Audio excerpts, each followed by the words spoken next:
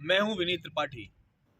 आज मेरे साथ उत्तर प्रदेश के समाजवादी पार्टी के कद्दावर नेता मुलायम सिंह जी यादव के सीधे रिश्तेदार और दिव्यापुर विधानसभा में निवास करने वाले बाबा राम नरेश यादव जी विद्यमान हैं। आइए उनके साथ करते हैं तीखी बात। आपका बहुत बहुत स्वागत है चैनल पर। सबसे पहले मैं आपसे ये जानना चाहता हूं कि 2 दिन पहले जो टीटी का पेपर लीक हुआ, आपका उस पर क्या कहना है? प्रदेश की कानून व्यवस्था आपके अनुसार कैसी है, बताएं। माननीय योगी सरकार में कोई भी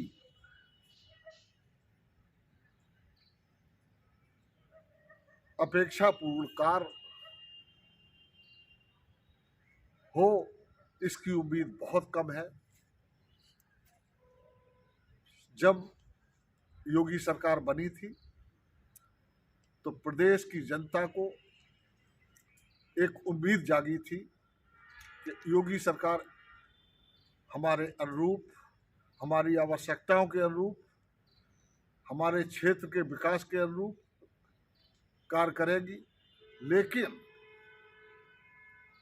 इस सरकार ने में न तो कोई विकास का कार्य ऐसा किया है जिससे कि आम जनता को लाभ हो।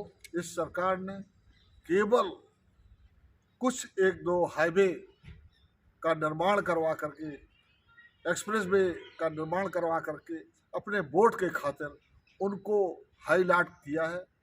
और सारे विकास के कार्य, जो चाहे ग्रामीण सड़कें हों, चाहे स्टेट हाईवे हो, चाहे जिले की जोड़ने वाली सड़कें हों, सारी बेकार पड़ी है।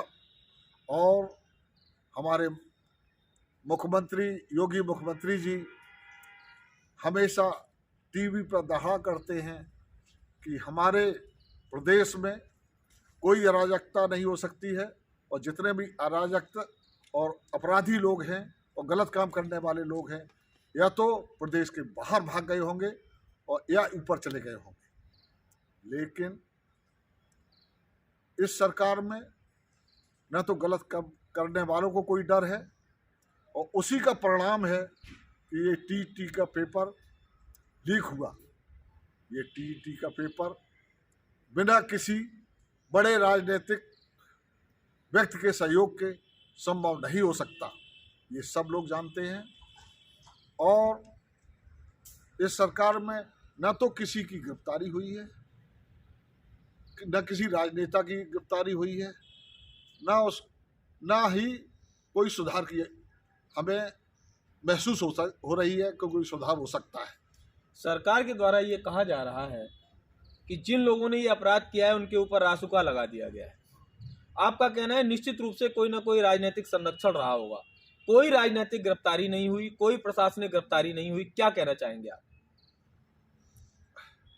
योगी जी महाराज से यही उम्मीद है कि जो भी गलत काम हो रहे हैं इस प्रदेश में,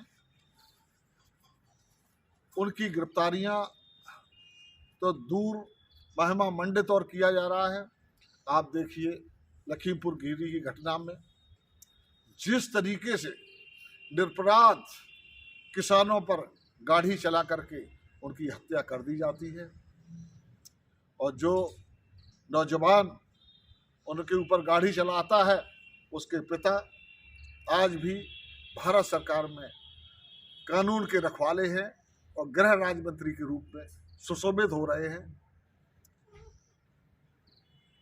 तो टीटी में यदि कोई राजनेता उसमें फंस रहा होगा तो हम लोग कैसे उम्मीद कर सकते हैं कि उसके ऊपर कोई कानूनी कार्रवाई होगी। यदि समाजवादी सरकार 2022 में आती है, आपके अनुसार ऐसे कौन कौन से कार्य हैं जिन्हें आप महत्वपूर्ण समझते हैं, जो सबसे पहले होने चाहिए?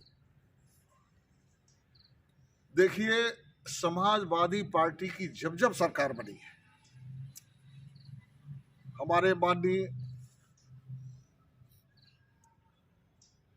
मुलायम सिंह जी यादव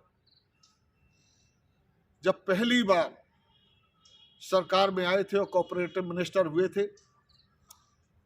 तो उस टाइम पर उन्होंने सहकारिता को जमीन से उठा करके आसमान पर लगा दिया था और किसानों को सहकारिता के विभाग से इतना सहयोग मिलता था कि किसान की सारी आवश्यकताएं पूर्ण होती थी।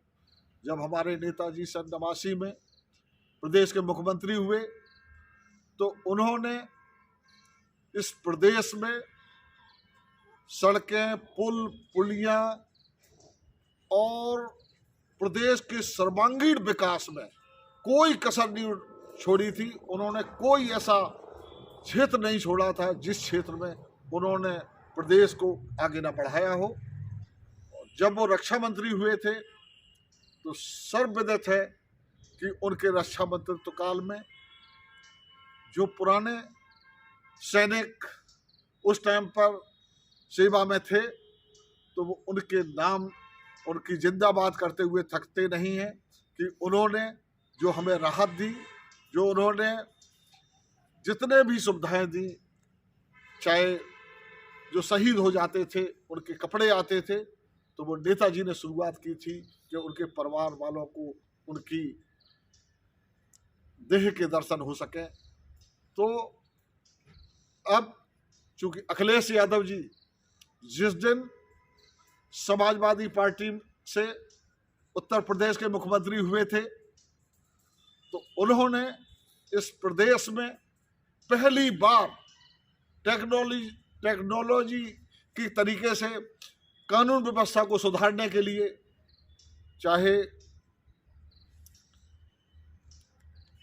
100 नंबर हो, चाहे एम्बुलेंस का नंबर हो, चाहे लैपटॉप हो, चाहे किस ये एक्सप्रेस वे का निर्माण हो, तो उन्होंने चाहे टेक्नोलॉजी का निर्माण हो, चाहे किसी चीज में हो, अखिलेश जी ने इस प्रदेश को बढ़ाने के लिए पूरा नौजवानों को जिस तरीके से लैपटॉप बांटे और उनको पढ़ने के लिए और उनको आगे बढ़ने के लिए प्रोत्साहित किया, तो उसकी देखा देखी अब सारी पार्टियां लैपटॉप की बात करने लगी हैं, साइकिल की बात करने लगी हैं, नौजवानों की बात करने लगी हैं, विद्यार्थियों को लैपटॉप देने की बात करने लगी हैं।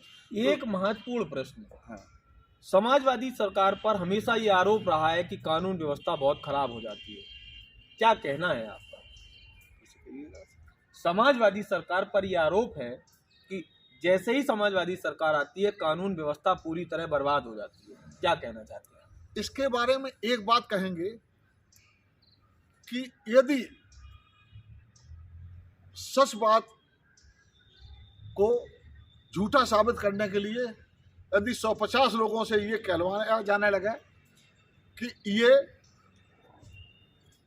आम का पेड़ नहीं नीम का पेड़ है, तो लोगों को संदेह होने लगेगा कि वास्तव में ये कहीं नीम का पेड़ तो नहीं है, आम का पेड़ नहीं है।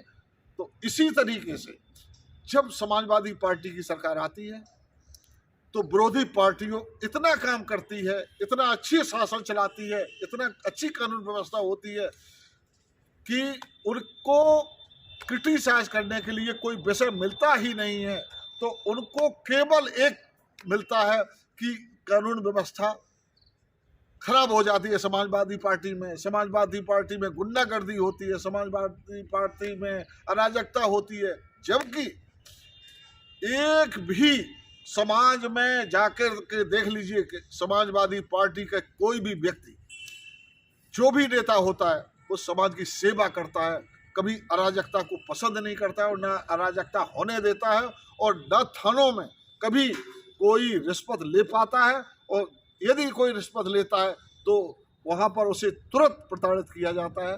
तो इसलिए कभी ये केवल प्रचार है कि समाजवादी पार्टी की सरकार आती है तो अराजकता बढ़ती है। समाजवादी की पार्टी की सरकार जब होती है उससे अच्छी कानून व्यवस्था न कभी किसी सरकार में हुई है और न होगी। आप लोग देख रहे होंगे योगी सरकार में, योगी जी की सरकार में देखिए टीटी का पेपर लीक हो गया, कहीं हम लोग पकड़ के कहाँ फर्जी इनकाउंटर हो जाते हैं, कहीं ये लड़की का जो बलात्कार हुआ था कहाँ पे हुआ था हाथरस हाथरस का कांड, लड़की का बलात्कार हो जाता है, उसकी डेड बॉडी जला दी जाती है, किस तरीके से, ये सारे कार्य बिल्कुल अराजक हैं।